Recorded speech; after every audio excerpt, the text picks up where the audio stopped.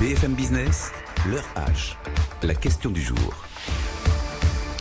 Jean-Éric Brana, merci d'être avec nous, maître de conférence à Paris 2. Puis vous avez publié un livre justement qui s'appelait « Rien ne sera plus comme avant, l'Amérique au temps du coronavirus ». C'était avant la crise qui est en train d'embraser vraiment les États-Unis, 9 jours après la mort à Minneapolis de George Floyd. Comment est-ce que vous analysez ce qui se passe, la réaction extrêmement brutale quand même de Donald Trump? Est-ce que ça peut changer un peu le cours des choses là aux États-Unis ou pas? Parce qu'il faut toujours se méfier. Chaque fois, on a l'impression que ça y est, le racisme n'existera plus jamais, que tout le monde se met la main sur le cœur et qu'on voit que les choses n'évoluent pas beaucoup aux États-Unis, mais pas seulement.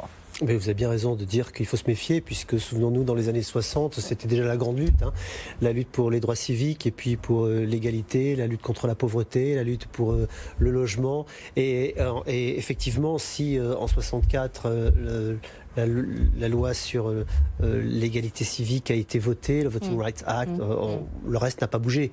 Le reste est resté comme il était déjà à cette époque-là, et effectivement, les populations les plus pauvres, les plus faibles, sont restées les populations les plus pauvres et les plus faibles. C'est ça aujourd'hui qui est dénoncé, avec les problèmes de justice, les problèmes policiers, les problèmes de mise à l'écart sont quand même au centre de la préoccupation. Et est-ce que ça va changer dans cette campagne? Oui, ça va changer, parce que ça met une nouvelle dynamique qui n'existait pas. C'était pas la question centrale. On voyait venir la question de la santé. Après la crise sanitaire, bien évidemment, on se disait ça va être une question qui va prendre toute la campagne. Et on se rend compte que même la santé est balayée maintenant par une question encore plus grande, c'est le vivre ensemble. La sortie de cette crise, comment est-ce qu'elle doit se faire? Quel est le monde de demain? Et donc chacun doit proposer une solution. Donald Trump nous l'a proposé il y a quelques jours, c'est la loi lors de la religion et les armes. Et aujourd'hui, Joe Biden explique qu'il faut, puisqu'il est aujourd'hui le candidat, rappelons qu'il y a eu des élections cette nuit dans les primaires et qu'il a atteint le quota de délégués qui nous permet de dire aujourd'hui. Vous avez raison de le souligner, absolument. Qu'il est le candidat, ce qu'on ne pouvait pas faire il y a encore 2 jours. Mais désormais, il propose effectivement une société différente dans laquelle le racisme systémique, comme il l'a appelé, doit être éradiqué, et donc reconstruire les liens dans la société. Est-ce qu'on peut dire que c'est un enjeu, ça va être l'enjeu, presque plus que la gestion de la crise du coronavirus? Pourtant, je sais que ça a été assez dramatique aux États-Unis, mais est-ce que ça va être un enjeu de la campagne américaine, présidentielle américaine? Alors, en lié, tout est lié, puisque c'est vrai que si on veut changer la société, eh bien, il faut changer tous les pans de cette société qui ne vont pas bien. Donc, il y a les violences policières, certes, les problèmes de justice, certes, mais il y a surtout les problèmes de pauvreté, d'économie, d'accès au logement, d'accès à l'université. Vous voyez, ça ne se fait pas sur un seul pan. En 1968, la commission Kernel avait expliqué qu'il y aurait 2 sociétés qui allaient être l'une en face de l'autre, les Noirs et les Blancs, et elle disait à ce moment-là qu'il fallait créer immédiatement 2 millions d'emplois et créer 6 millions de logements sociaux. En vous écoutant, pardon Jean-Éric Bernard, mais j'ai l'impression d'entendre, tiens, la campagne de Barack Obama, voilà pourquoi il va incarner, voilà pourquoi il va changer les choses, le premier président black américain, en plus prix Nobel de la paix. En fait, rien n'a changé, parce que ce que vous dites là, c'est ce qu'on a entendu il y a 15 ans, c'est en 2008. Et vous avez complètement raison, c'est exactement la campagne de Barack Obama. C'est exactement la même proposition qui va être faite. C'était laquelle? Aller vers une société post-raciale. Et Barack Obama s'était retrouvé à l'arrivée à la Maison-Blanche avec une crise financière sans précédent qui n'avait pas été prévue, puisqu'elle n'était pas là pendant la campagne. Elle est arrivée au moment même où il a été élu. Et donc il s'est attelé à cette tâche, donc de remonter l'économie, en laissant de côté la réparation de la société. Eh bien, Biden va avoir les deux en même temps, certainement. Il va avoir à la fois la réparation de la société et à la fois la crise économique, et en rajoutant la réforme de santé qui est également au programme. Oui, sauf que là vous dites il va avoir à gérer, donc vous faites le pari que Trump va être battu, alors qu'on a l'impression qu'il était, c'était une voie royale devant lui pour les élections présidentielles. Vous avez tout à fait raison, j'aurais dû être un petit peu plus loin dans ce que je disais, j'ai laissé paraître un peu trop ce que je pensais. Voilà, il ne faut pas, nous sommes... Vous avez complètement raison, mais en même temps, c'est vrai que si on regarde les choses objectivement, Donald Trump ne s'attendait pas à ce qui lui est tombé dessus, à savoir ce qui est tombé sur toute l'Amérique, mais lui sur sa campagne en particulier, puisqu'il partait, souvenons-nous-en quand même, et on en avait parlé ici ensemble, il avait des chiffres extraordinaires. Il avait un chômage qui était descendu à 3,3, 50 ans en arrière. Il avait une croissance qui était très très forte. Il avait une inflation qui était contenue. Bon, tous les signes, il faut le dire, étaient au vert. Et il se disait, je vais là-dessus. Il est un boulevard. Pourquoi je ne serai pas réélu? C'est vrai que la division dans la société, personne, à part moi, pensait que ça allait jouer. Aujourd'hui, c'est plus compliqué, puisque puisqu'il ne peut même pas jouer sur ces bons chiffres, même s'il n'est pas responsable de la crise du coronavirus, il faut quand même le rappeler, et que ses supporters ne le blâment pas pour cette crise, puisqu'ils savent bien qu'il n'est pas responsable. Ouais. Et puis même, j'ai envie de dire, Joe Biden non plus, et que la dernière fois que vous êtes venu, c'était pas si évident que ça, qui serait le candidat investi quand même assez rapidement, hein, donc avant même cet été. Donc, est-ce que il y a aussi une chose, comment vous analysez sur le fond cet embrasement aux États-Unis, parce que le hashtag Black Lives Matter, on voit que c'est devenu mondial, hein, mais aux États-Unis c'est devenu culte. Est-ce que il y a toute la société qui suit derrière ou pas, ou c'est toujours une petite partie plus branchée, voilà, plus élite? Non, on n'est pas dans la société branchée là, effectivement. Ce qui s'est passé, c'est qu'on a tous été en confinement et donc on s'est regardé un petit peu différemment. Et dans cette société en confinement, on a vu que les inégalités perduraient, puisqu'il y en a qui ont jailli, notamment les Afro-Américains. On a beaucoup parlé du tribut qu'ils ont payé à ce coronavirus. Et pourquoi? Parce que c'était les plus pauvres, les en moins bonne santé, parce que moins couverts.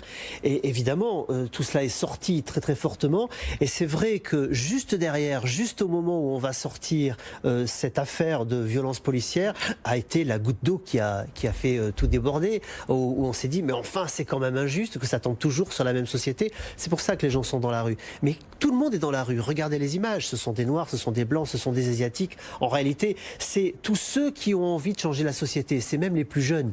Les plus jeunes, génération Y, génération Z, donc les moins de 35 ans pour faire simple, qui ont envie d'une autre société qui ne soit pas démocrate ou républicaine, qui sera plus bienveillante. Ils sont même un peu conservateurs, ils veulent pas faire la révolution, hein, mais ils veulent qu'il y ait plus de partage et qu'il y ait plus d'équité dans la société. C'est ça, c'est tous les paradoxes. Alors on va pas commencer à les lister, mais il n'en demeure pas moins que vous avez un Donald Trump qui a 80 ans et un Joe Biden qui a 80 ans.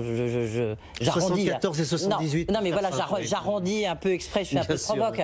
Mais voilà, c'est du cheveu blanc, hein, donc c'est là où c'est un peu contradictoire.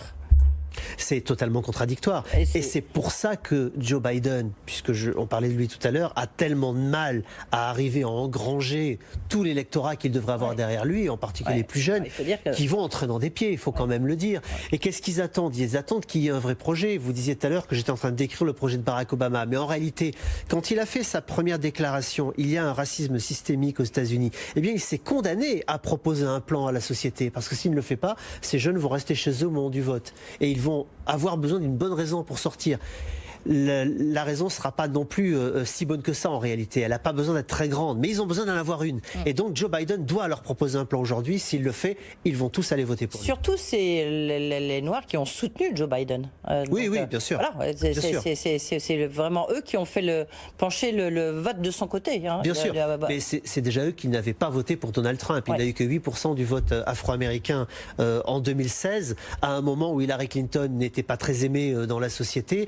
Avec Joe Biden, c'est encore plus amplifié. Ça, c'est pas à l'avantage de Donald Trump, même s'il a épinglé aujourd'hui sur son Twitter, sur son compte Twitter, le fait qu'il a tellement fait pour les Noirs américains.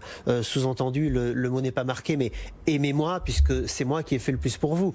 Mais la politique étant ainsi, c'est vrai qu'ils sont du côté de Joe Biden. J'ai une question parce que vous faites le lien, vous avez raison de le faire entre le coronavirus et ce qui se passe là en ce moment, en disant que les gens ont aussi envie de sortir de chez eux.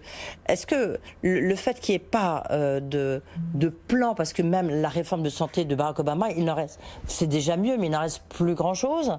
Est-ce que un jour, ça risque quand même de passer, d'avoir une forme de sécurité sociale, mais un peu plus que celle qui existe aujourd'hui aux États-Unis? Parce que pour nous, c'est vrai que ça paraît un peu étonnant quand même. Alors d'abord, c'est un mythe. L'Obamacare existe toujours. Oui, non, mais il existe toujours, mais il a été réduit. C'est pour ça que j'ai... Non, il a même été réactivé avec cette crise, puisque au moment où la crise a commencé, il y a eu le plan CARES qui a été voté avec 2200 milliards de dollars qui ont été donnés, mais l'Obamacare a été rouvert pour permettre à ceux qui perdaient leur assurance santé puisqu'ils étaient au chômage de pouvoir être protégés. Donc, vous avez raison, ce que je veux dire, c'est que par rapport à le Obamacare très ambitieux de Barack Obama, on en est loin aujourd'hui. Ce qui a été supprimé, c'est l'obligation de s'assurer, contre lequel on avait une amende si on ne le faisait pas. Et c'était l'idée d'universalité universalité qui faisait que il fallait qu'on ait une assurance quoi qu'il arrive. Si vous mettez plus d'amende, les gens s'assurent plus, il n'y a plus cette obligation. L'idée de Joe Biden, c'est de reprendre tout cela sans mettre un démantèlement de l'assurance privée. Donc il essaie de faire un compromis. Maintenant, pour répondre concrètement à votre question, oui, il y aura plus, puisque Biden, si c'est lui qui est élu, s'est déjà engagé à étendre un autre système qui n'est pas l'Obamacare, mais le Medicare, c'est-à-dire l'assurance pour les plus anciens. Actuellement, on y entre à 65 ans. Il a promis que ce serait à 60 ans. C'est Sanders qui lui a demandé, qui lui-même demandait à ce que ce soit mis à 55 ans. Encore une forme de compromis. Mais c'est déjà une forme d'extension.